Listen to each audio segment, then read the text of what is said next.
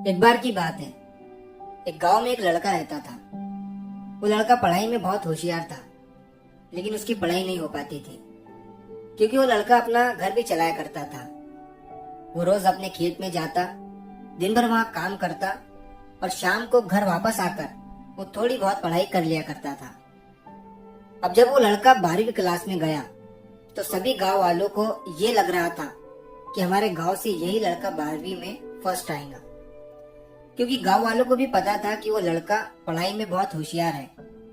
तो 12वीं का एग्जाम आया, लड़के ने एग्जाम दिया और जब 12वीं का रिजल्ट आया तो वो लड़का किसी कारण से एक सब्जेक्ट में फेल हो गया। जब गांव वालों को ये बात पता चली तो सारे गांव वाले उस लड़के को ताने देने लगे और उसका मजाक उड़ाने लगे।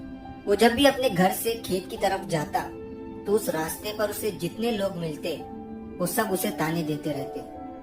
अब वो लड़का लोगों के ताने सुनकर बहुत परेशान हो जाता है और ये बात वो अपने उस्ताद को बताता है कि उस्ताद जी, मैं जब भी अपने घर से खेत की तरफ जाता हूँ तो उस रास्ते पर जितने लोग मुझे मिलते हैं सब मेरा मजाक उड़ाते हैं। तो उसके उस्ताद ने उसे कहा कि तू ना एक काम कर, एक बड़ा सा लोटा ले और उस लोटे को पूरा ऊपर तक दूध से भर दे और जब तू उस रास्ते से गुजरे तो तू उस लोटे से दूध का एक बूंद भी नीचे गिरने मत देना। लड़के ने एक दिन वैसा ही किया। वो जब उस रास्ते से दूध का लोटा लेकर निकला तो उसका फोकस उस लोटे पर इतना था कि उसे लोगों की आवाज ही सुनाई नहीं दी।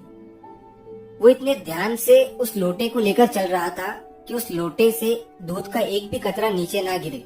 इसकी वजह से उसे लोगों के तानों की आवाज सुनाई ही नहीं दी। तो इस कहानी से हमें ये सीख मिलती है कि अपने काम में इतना ढल जाओ, इतना फोकस अपने काम पर लगा दो कि बाकी की चीजों का आप पर कोई असर ही ना हो, लोगों की आवाजें, लोगों के ताने आपको सुनाई ही ना दे। जैसे कैमरा होता है जो सिर्फ अपने सब्जेक्ट पर फोकस करता है, बाकी सारी चीजों को वो ब्लर कर देता है।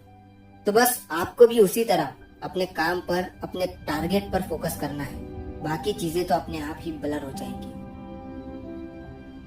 तो अगर आप इस कहानी को और भी लोगों तक पहुंचाना चाहते हो तो इस वीडियो को लाइक करिए ताकि YouTube इस वीडियो को और भी लोगों तक पहुंचाए। और अगर कहानी अच्छी लगी हो तो हमारे चैनल को सब्सक्राइब जरूर करिए।